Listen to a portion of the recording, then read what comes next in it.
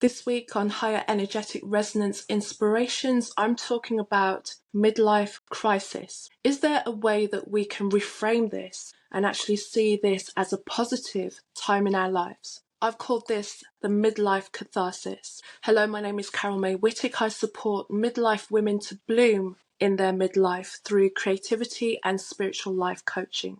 I want to begin this episode, as always, with a quote, and this one comes from Marcus Aurelius. Your days are numbered. Use them to throw open the windows of your soul to the sun.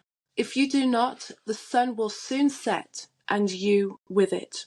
The midlife crisis, it's almost as if we expect to have a midlife crisis. But what if there is a way of looking at what's actually happening instead of seeing it as such a terrible event, really take on board what we're feeling in this time and why it feels so much like a crisis. Look at the things that come up during this period of time so that we can really assess what it is that we're having a crisis about. Some of the concerns that happen during a midlife crisis are feelings of regret. Are there things that we could have done, should have done? Are we feeling that now there is no time for us left to do the things that we set out to do? Time's running out. Also, during this period of time, we're going to be dealing with more and more grief.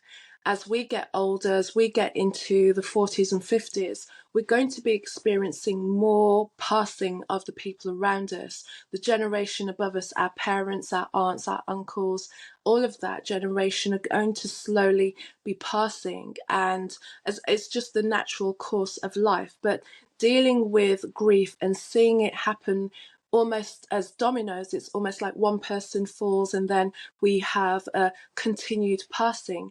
It's a big thing to take on board. Within my own life, in the past year, 18 months, there have been two very pivotal matriarchal and patriarchal figures leave my family, and as our family stands right now, we don't have anyone of that generation left. So it's very clear to us that now we are the seniors in our family.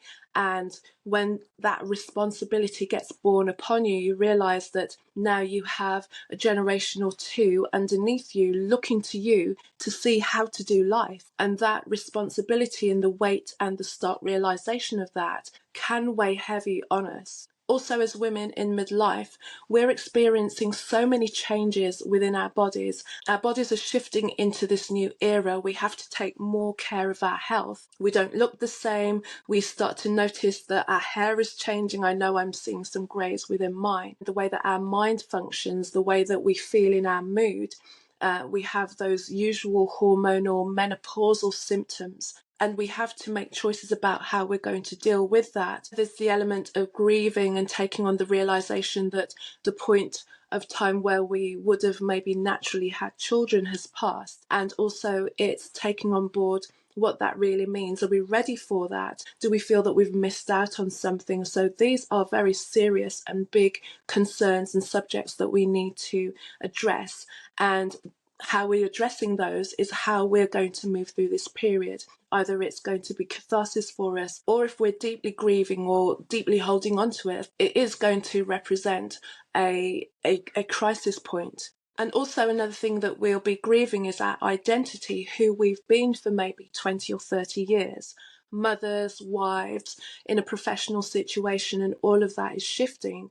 Our children don't need us as much anymore, or our relationship changes with our partner and the partnership breaks down, or we look at our job and realize that we're not feeling as attached or identified by the role that we've been playing there. So there's this whole loss of identity, and that in itself can represent a great crisis, because who am I if I'm not these things? If these things move away from me, what does that mean for me? So there's this big open vacuum and space of not realizing who you are and trying to figure out who you're going to be.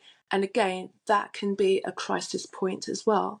Most people don't really take on board life's big questions until they have to. If you think in your 20s and your 30s, you can very easily put off the idea of getting older, getting into midlife, because it seems so far away. But as we know, the time moves so quickly, and blink and you miss it, and here you are in your 40s, in your 50s, in your 60s, wondering where the time went and realizing that there's probably more time behind you than is in front.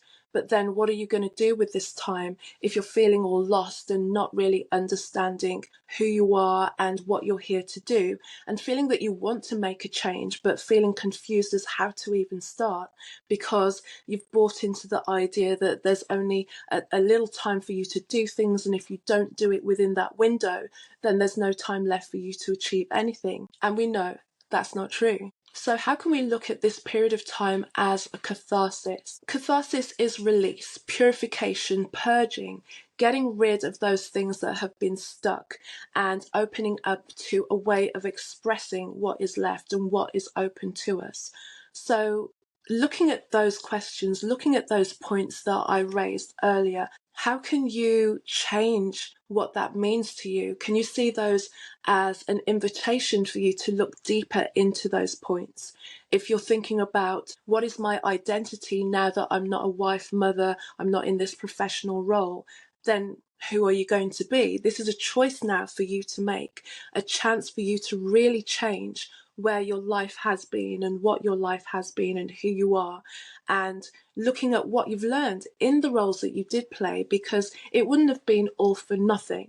Maybe you took a step back on who you really are, but now there's an opportunity, as you don't have to be giving out and you're not having so much responsibility to do in other ways, to now be who you are. And of course, that takes a lot of digging. Interestingly, I was having a conversation today with somebody about the work that I was doing and the fact that I work with midlife women in this period of time. She was very doubtful about the idea of knowing who you are or finding your purpose. For her, the idea of it is something that took years, and maybe you never really find out who you are and what you're about until you get to the end of your life. And while I may agree with her on many points, there's an area of that where I had to challenge her. I'm saying, why do we think that who we are is just a one-stop shop? Isn't it possible that we're always constantly evolving? We're not always one person. And the more that you find out who it is that you're being, and the more that you be that person, it opens up new opportunities. When you start to do something different, when you start to be something different, you meet different people, you meet different challenges, you grow in different ways. And then, of course, you're going to continually evolve forward. So in this catharsis period, if we're allowing the things that no longer resonate, the things that no longer hold any use or value for us, because we're feeling this pull, we're feeling this tension with them, if we allow them to fall away, who can we be in that space? And then who can we invite in? Who can we meet? There's a world of opportunity available to us. And what's even greater at this midlife point is that we've had so much life experience. So we can draw on that experience. We can see what we are, who we are, what we like, what we don't like, and maybe have in the back of our mind the things that we didn't allow ourselves to experience. Now is as good a time as any. Now you've got the confidence. Now you realize actually worrying about what other people think, trying to do the things in the other way that everyone else does is futile, because to be honest, most people are not paying attention to you as much as you think they are. Everyone's worrying about their own stuff, and we're all worried that everyone's worried about us, and it's not the case. So we have the freedom to actually relax into who we are. We have to remind ourselves, hang on, I've lived here for 40, 50, 60, 70 years. I've got a right to figure out who I am. Doesn't that sound freeing, that catharsis of, I'm going to be who I am instead of all the things? There's no loss. And one of the challenge points that I recognize with my clients in this is that they are holding on to things that they need to release. You're losing your youth, but yet you're gaining wisdom. You're knowing yourself deeper. You're understanding other people deeper. Maybe you've got a better understanding of the world. Holding on to things that are trying to let go is a tussle, is a fight. It's going to be painful. It's going to feel like crisis. It's going to drag you down. And if you let go and surrender into what is coming towards you, or what is trying to come towards you, it's a beautiful transformation. It's a beautiful moment for you to discover something new about yourself and make these decades after your midlife the juiciest, the best era, and you can bloom into midlife. And if you're struggling with this, first know that you can reach out to me, because this is what I do. I support women to bloom into midlife. So feel free to drop a comment or drop a DM to me, and I will be able to have a conversation with you, or maybe share some resources that can help you start to really look at what's happening in your life, be conscious of what is going on and how you're feeling, and really figure out some tools and ways and methods to move through this. One of the ones that I can always recommend is journaling. Try and make a note of how you're feeling when you're feeling it. Don't just sit with these things in your mind. Journaling doesn't have to be complicated. Just get a simple book and write in that every day, or as much as you can remember, what you're feeling. Write down these notes. Nobody has to see this, but one thing happens when you start to release it out of your mind onto the page is the beginning of that catharsis. You may notice a pattern in your thinking.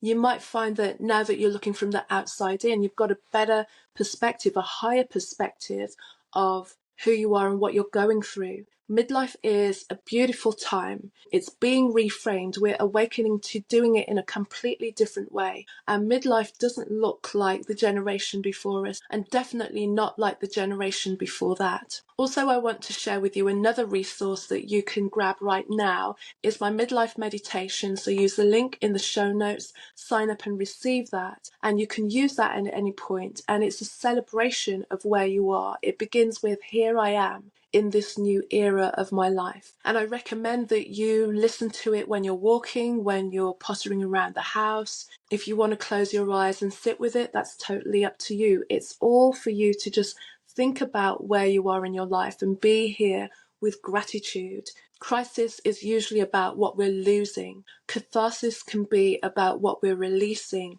and opening up. And this meditation is for you to fall into the gratitude of where you are in your life right now. Thank you for joining me on another episode of Higher Energetic Resonance Inspirations. I hope you enjoyed me talking to you about the way to reframe what this midlife crisis is and see it as a beautiful catharsis and almost like an opening up into this new era. If you've enjoyed the episode, please like and share with other people and other friends who are experiencing this midlife, because I think if we can reframe it for ourselves and be the generation that really shows that midlife is a new and beautiful era, it will also take away the fear from the generations behind us, so they won't feel the need to rush and make rash decisions and that time is running out. They can actually live in the present and enjoy the moments of their life. We're awakening into a new way of being in so many different ways. 2025 is going to be a fantastic shift in humanity for all of us. Thank you for joining me, and I see you on the next episode.